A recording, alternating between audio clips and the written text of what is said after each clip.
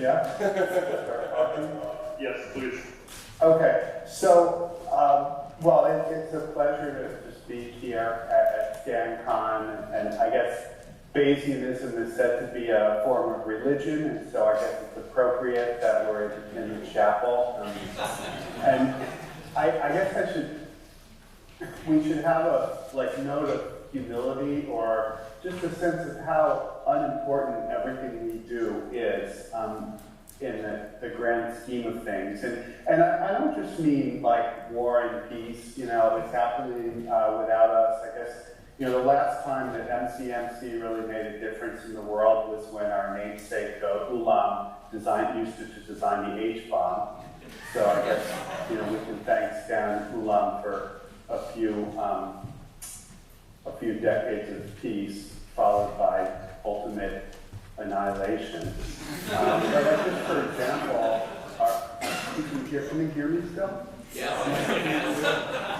Yes? So, here I am in the East Coast speaking to you, and through the miracle of, Google Hangouts, and I don't think there's any Bayesian statistics being used in any way, right? And this is just an amazing technological feat that we can have this phone conversation here, and not only was Stan not used, but no Bayesian program, they didn't use bugs to do this, or even write their own variational code or whatever. They just didn't need Bayesian inference. And similarly, the airplanes that got you over to California didn't use any Bayesian inference that I know of. And I guess some of the drugs that we take have used some Bayesian inference, a little bit. We've done some work in drug development, but I think most of them probably don't.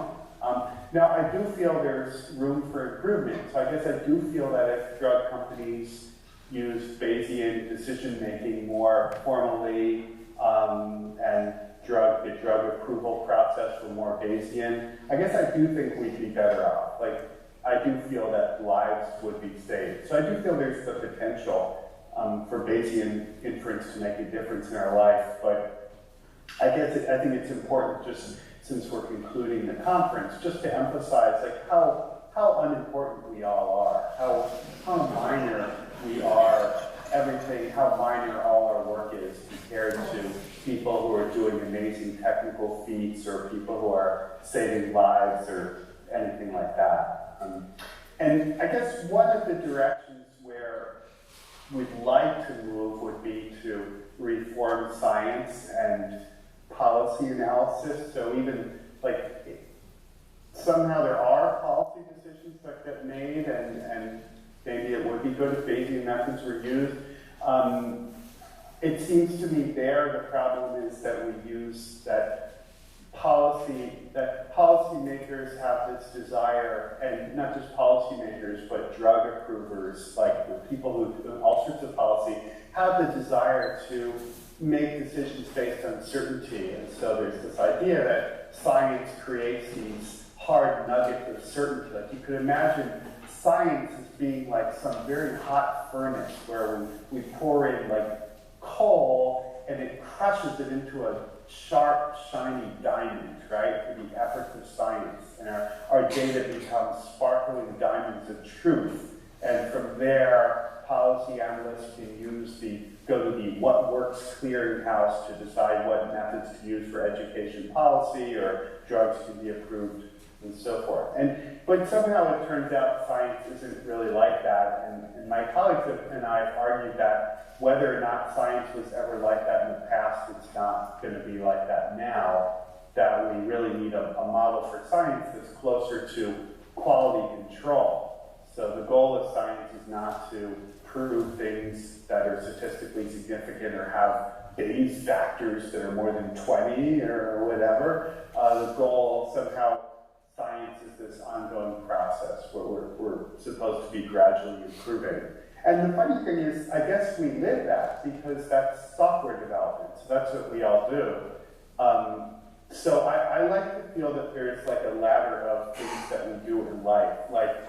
We'd like to be on vacation, but we work. And then, people who do science don't want to do any statistics, but they have to become statistics experts in order to do science. It's really annoying.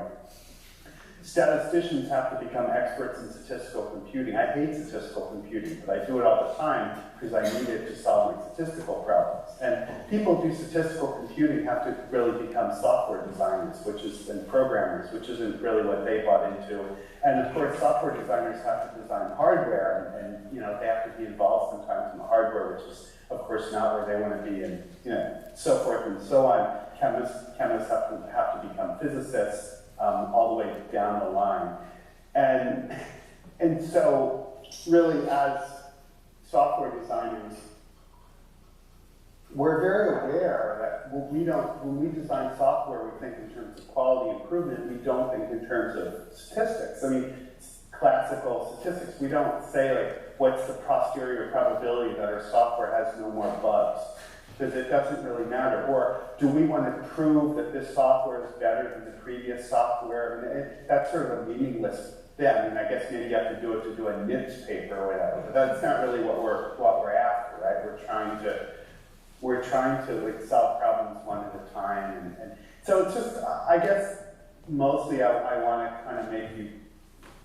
I just want to reflect a little bit about how maybe the statistics that we're doing could be a little bit closer to the reality that we want to model. And one reality is that two pieces of reality that are very accessible to all of us. One is software development, and the other is education, because we've all been students, whether or not we've been teachers. And I think in both of those cases, we're aware of this continuous process. Or you can think of a replication crisis in science going along those lines. So I think the big picture for statistics is first to recognize that we should not be too proud of ourselves. We haven't done that much. What have we done? Like opinion polls, some stuff in drug development. I guess there's some genetics, statistical genetics. Like, there are some problems that statistics has made a big difference on. But most of technology doesn't use a lot of statistics. To the extent that we can do better, I think it's by having our models be a little bit closer to what we're trying to study. Now today, Daniel said that things went a little late, so he said I could talk until 5:35, so I could have one more minute, and then it will be time to stop. I guess can I go for a couple more minutes? Yeah. Okay. So I wanted to talk about some problems that I wanted to solve in STAN and what we need to do about it. And I think people who have chatted with me or have, read some of the STAN discourse will be familiar with some of these things, but it's mostly hierarchical linear and logistic regression with big data. But big data is not so big. So for example, we did a survey. I was involved in a survey with a few 100,000 respondents, which was from a large organization. It was a survey about sexual harassment, and they had data from many locations and a lot of individual characteristics of the locations and some of the people involved and the survey respondents. And they wanted to identify where problems are better, where problems are worse, and adjust for things. It was kind of an open-ended exploratory problem of the sort that we see a lot of with large surveys. There were some specific questions they wanted to know about prevalence. So you want to do a little bit of multi-level regression and post-stratification, but you all want to learn what's happening locally. And so it's sort of a natural fit for a hierarchical linear and logistic regression. But it was kind of tough because of all the data. It runs really slow. And I don't mind a computer program that takes a few hours to run if I know what I'm going to do. It's like if someone gives me a recipe to make some delicious dish, and the recipe is 38 steps, and it takes me 5 hours, and when it's done, I'm going to have this amazing cake, then I'll put it in work. But what I really don't want to do is have someone give me this scrawled thing that says, here's my best guess of the recipe, but you're probably going to have to try a few dozen other things before it works. And by the way, everything you try is going to take five hours. I'm just going to lose patience. But that's kind of how it is there. We don't know ahead of time what model we want to fit, right? So we're kind of hacking things through, running stuff in LNER, and then like getting estimates of the variance components, and then hard coding that as priors and other things. And I'd like to just be able to fit it in STAN. A similar problem came up with our analysis of something we did with the National Board of Medical Examiners. We were looking at doctors, the rate at which doctors have disciplinary actions. And it turns out that doctors who scored lower on the medical boards are more likely to have disciplinary actions later. But when you do that kind of thing, you want to control for a bunch of things like how old is the doctor, how long has he or she been practicing, what state they live in, because getting a disciplinary action can vary by state, what's their specialty. There might be some specialties that involve more disciplinary actions than others.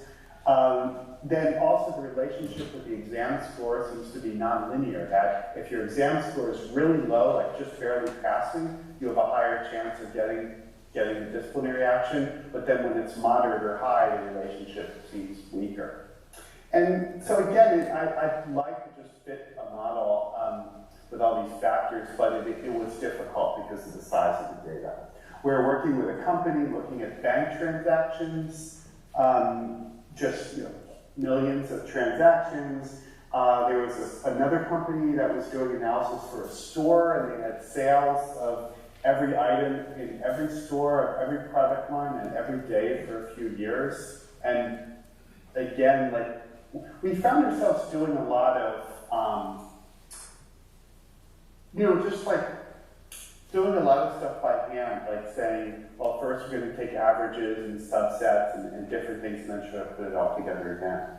So why is this hard? It's hard because for two reasons. I mean, you have a lot of data and you have a lot of parameters, so each step takes a long time. And we don't always understand these models so well, so sometimes there are problems with the geometry of the model. We run across the Folk theorem of statistical computing sometimes, and so for various reasons these things take longer than we would like. What are the solutions? I'll get to the solutions in a second, but first I want to answer two questions. First is, why do we want to use Bayesian methods at all in these problems? And second, why do we want to use STAN? Because, I mean, it's not like, okay, STAN's our thing, and so we want to use STAN, but I have particular reasons for doing that. So why Bayes? So first, we often have prior information, so we want to be able to incorporate that. I think the traditional way we incorporate prior information in statistics is we fit our models, and then if the results seem to make no sense, we kind of jiggle the models around until they give a reasonable answer.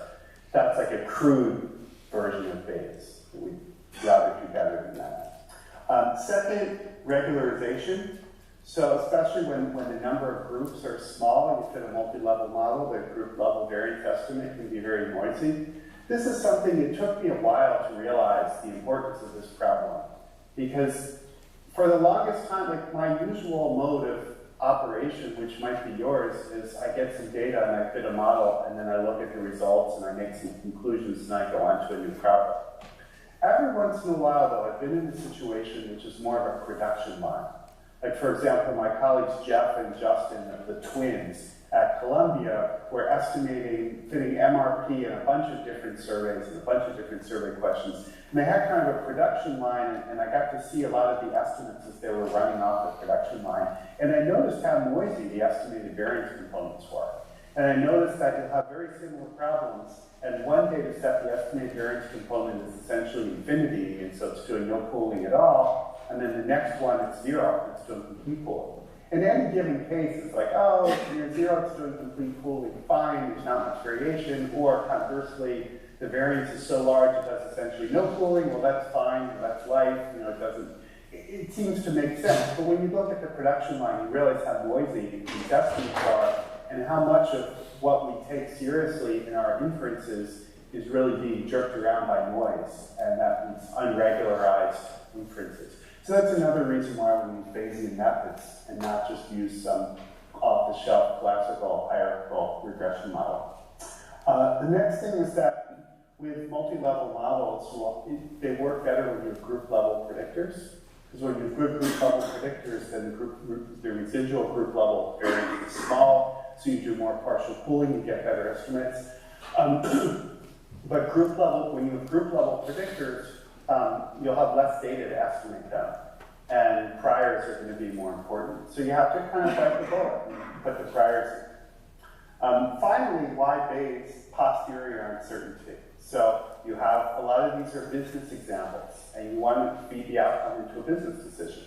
Or in polling, so a big application of Bayesian inference of Mr. B. I have surveys, I want to adjust, I want to take my survey, I want to break it down and adjust it by age, sex, education, party ID, political ideology, urban, rural, suburban, married, unmarried, kids, no kids, religion, education, income, et cetera, lots of factors. I want to post-stratify. And I want to get not just a point estimate, but an uncertainty. So as we learned in the 2016 election, the polls were pretty good, but some of the state polls, people weren't adjusting for enough, and their uncertainties were too low, and that led people to be overconfident.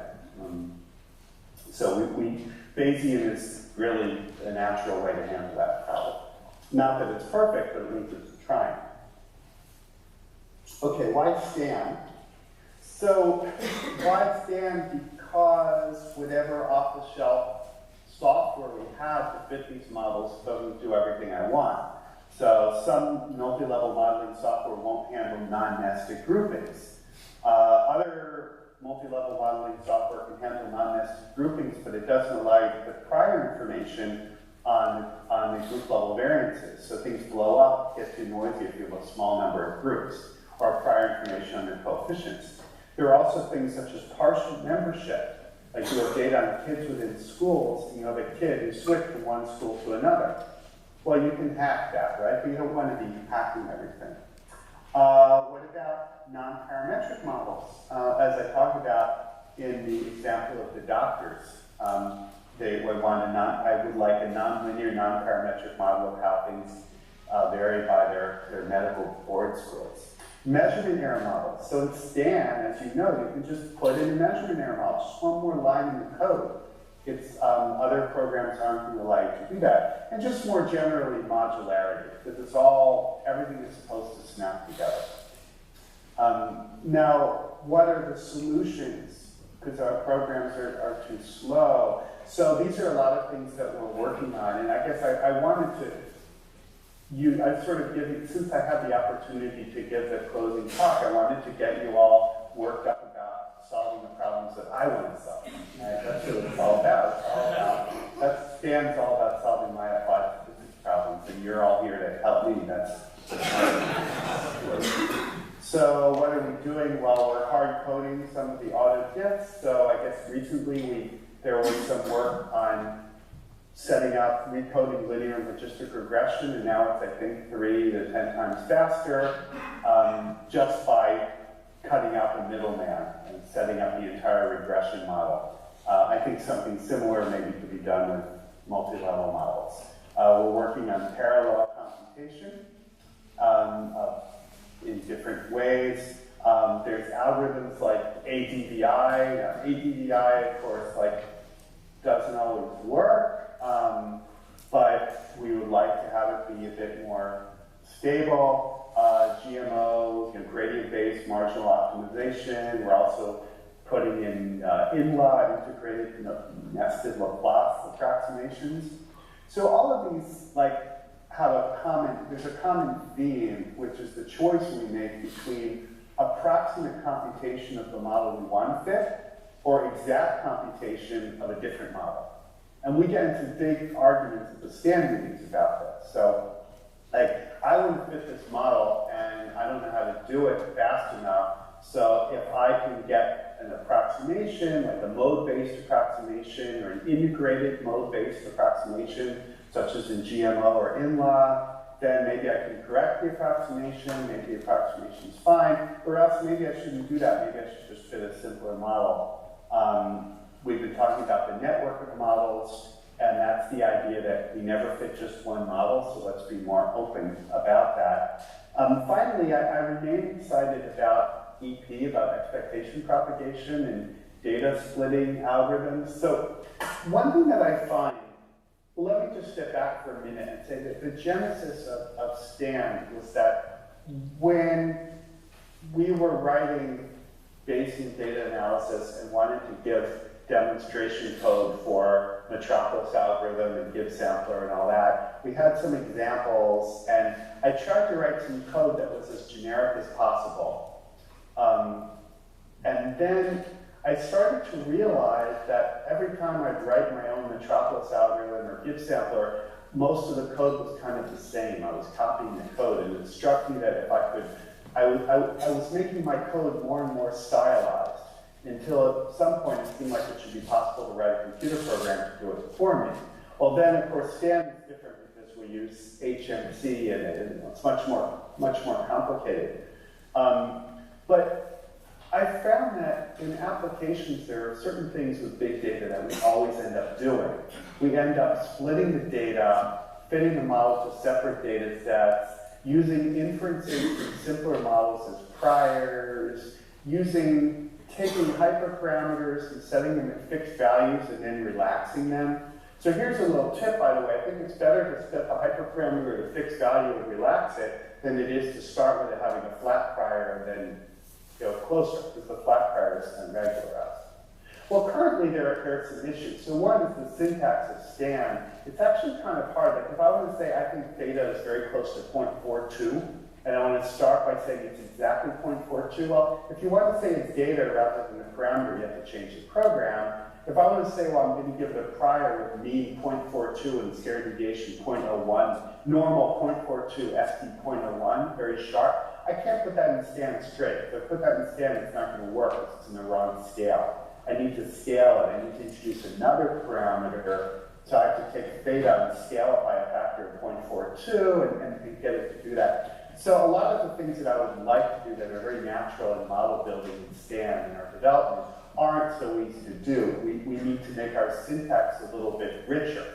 We need to actually be able to say, like a parameter can actually have a prior associated with it that's sort of more of a native thing. Like now, there's no such thing as a prior in STAN. There's no such thing as a prior, there's no such thing as a likelihood. All there is, there's just an objective function. There's a target, and you just add stuff to the target function. And it just happens that priors add things to the target function, you're likely to add stuff to the target. But there's no such thing as a prior associated with a parameter, which is very general, which is kind of cool, but for a lot of our model building, we actually would like to have that. It comes up in a lot of applications. Now, there has to be a way, we would put this in STAN, but not in a way that constricts the language, right? Not in a way that stops us from having our freedom. But currently, we have to do, STAN is almost too general. So that's one thing. Another thing is data splitting. And so we wrote the paper on EP as a way of life, but that's a paper. It's not in there in STAN. There's not an R program either. Like if you want to do it, you have to figure out how to do it and go through the steps. And that's kind of fine, because if it was an automatic algorithm, I think it would be really slow at this point. But I think that a lot of what we do in statistical computing, there's this development where you start with like individual problems and tricks, and you do them over and over, and they become methods, and at some point they become programs. And I feel like STAN is the culmination of a lot of that. I mean, look at all the people who no longer have to waste their time, writing Gibbs samplers and all that. But still, for big data problems, we are still sort of doing a lot of the data splitting and a lot of the kind of hacking by hand. And I think we want to work at formalizing that. So we're really working in three strands in that sense. That one strand is just making computation more efficient through a brute force. And the second strand are approximate algorithms that use mathematical reasoning to, like algorithms like in-large GMO or ADDI, they use math ideas to get us closer in our approximations. And then the third thing is, I think, ultimately formalizing in various ways in the syntax ideas for the use of big data. I mean, I just find it embarrassing when I'm talking to someone I'm consulting, I say, oh, well, try dividing your data into 10 pieces. Like, I tell everybody that. Why can't the program do it automatically? So we're kind of working on that. So I want to conclude by thanking you all for coming to StanCon. And also, I really, more than anything, I want to thank the Stan developers. I used to say I've never written a line of C++ code in my life, but then I found out Stan's in C++, which means that every time I write a Stan program, I'm writing C++ code. But that's like all of it. You know, I'm only a user. I haven't written any lines of Stan. I've only supplied some algorithms on occasion, and so I'm very grateful. I'm grateful for like the U.S. government and so many of our funders for supporting this work, which is all open source. And I'm so grateful for my colleagues. And of course, we all get paid, but still, like developing stuff that's so useful for so many people, including me. So I think maybe we can all thank the people who wrote Stan.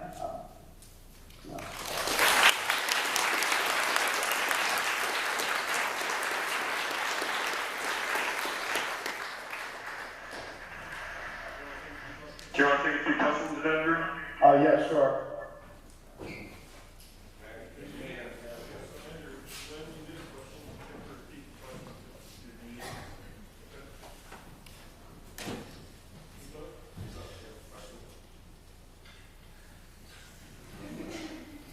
I have a question. How fast is fast enough? When will you be satisfied with this model takes 5 hours? Okay. So if the model runs for 5 hours now, when will you be happy? The question is, if the model runs for 5 hours now, when will I be happy? Well, I said be happy in 5 hours, but then the trouble is then I probably want to change the model, and that'll take another 5 hours, so I don't know when I'll be happy. It'll take many groups of 5 hours before I'll be happy. 5 hours wouldn't be enough. I think that's the problem. Oh, but you mean, I think you mean like, okay, if it ran in 2 seconds, I'd be happy. Right. But I guess, you know, there must be some intermediate. I'd be 5 times as happy if it ran in 1 hour. And I'm really happy that it runs in parallel. So it runs 4 times as fast on my laptop just because of that. So I feel like every bit helps. It's hard to draw the line because it is kind of qualitative, right? Like there's like a threshold below which, like, if it takes too long, people just won't do it. Or like for any given client, right? There's a threshold for which, like, okay, they're not going to do it. And if it goes faster than that, they'll actually start fitting models in Stan. But it depends on the context, because as you know, we've had clients who at first have been wary of Stan, but eventually say, we got to bite the bullet.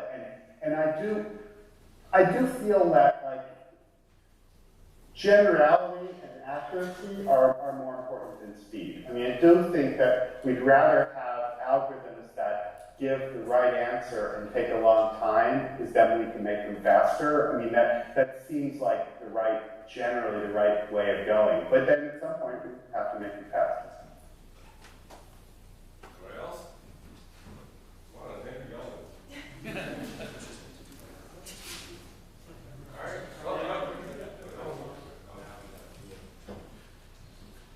Yeah, I'm walking over.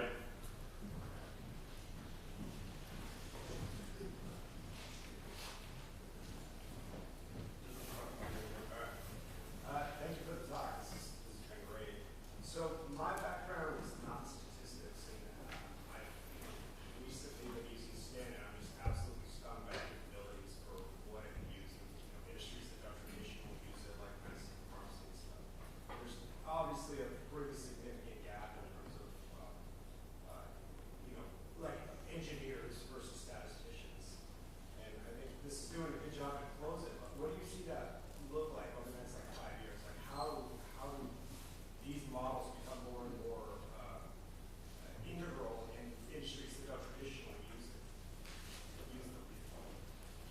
You don't have to repeat that. Oh, okay. Yeah, I mean, I guess it depends on the industry. I mean, I think that, so at just a technical level, a lot of the stuff in AutoDiff got developed in the optimization literature in engineering before being used by statisticians.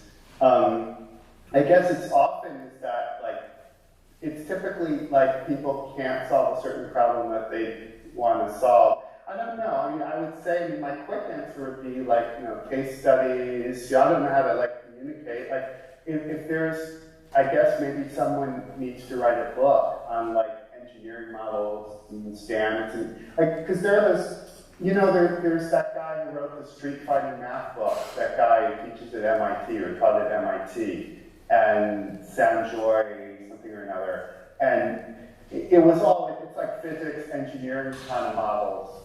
And I think people like, you know, those are would be very natural for Stan. So like somehow it would be a great subject for a book or something. I mean, I don't know how to reach people, but like there's presumably a juicy class of problems like that are not big data problems. Like they're kind of small enough that Stan could fit them in seconds or minutes or whatever. And you know, I do remember when I was a physics student, like there was a lot of curve fitting you do. I'm sure it's all different now, but like you'd have data on the multi-channel analyzer and fill Lorentzian, and you know, you'd spend lots of time doing stuff which is essentially statistics. Like you'd want to fit least squares, but there was a trend, an underlying noise trend, and you'd have to subtract. And you know, I think, yeah, these things would be so much easier.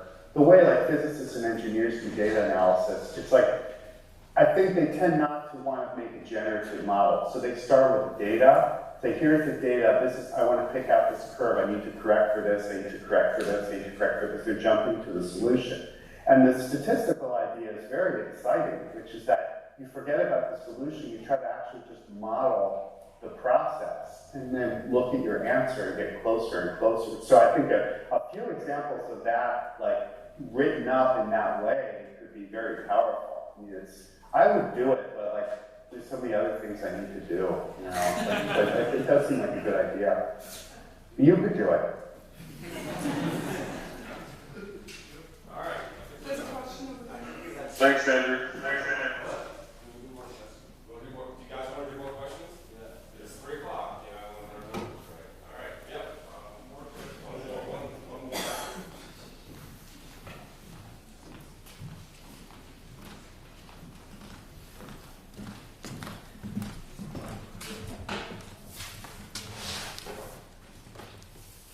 I am a big fan of yours. I preach your gospel to all my coworkers. So my question is kind of more about what you were just talking about on engineers and the machine learning types working with the data first instead of trying to build those models. How else do you think we can get those people more into our style of modeling, and do we want that? Well, you know, I think, well, the machine learning is a little different. I think machine learning has a lot of generative models, and so they're much more statistical. I mean, there's a couple directions to this. So I think one direction is with the machine learning is, can we, and this stuff we've talked with Dave Bly about also, is can we basically kind of bootstrap, as it were, machine learning methods and kind of make them more Bayesian. So like, you know, there are simple things like you have a machine learning method that makes predictions. Well, you have 4 processors in your computer, so run it 4 times in parallel and you get 4 estimates, right? And then that gives you a crude posterior uncertainty. So like people don't always even think, like things like that. And then and then there are things related, like take a machine learning method and treat it as a generative model, and then try to get some aspect of the posterior. So like methods like ADDI are kind of an attempt at that. Then another approach is to post-process, is to say, well, you have some engineering style method, whatever it is, and it gives you predictions, now instead of just taking these predictions and running with them, let's think of them statistically. So let's do post-stratification. So people, machine learning don't always use to do post-stratification. You get predictions. You can get predictions for everyone in the population. You can post-stratify. Let's get uncertainty estimates. Let's go back and use our cross-validation to get uncertainties, and then there are ideas that try to integrate statistical thinking more deeply in. I think there's a lot of people out there just solving problems I would have no idea how to solve. So if someone's doing something like these, like curve fitting, and I think they could do better with a generative model, maybe they should just start from scratch and fit it in Stan or whatever. On the other hand, if someone has some program that's already recognizing cats on the internet, I can't use Stan to recognize cats on the internet. Then it's more like I'd say, well, what's our comparative advantage, right? Like, let's go try to feed this into a decision analysis or whatever. Let's not try to talk people out of doing stuff that works. Any other questions? Let's thank Andrew.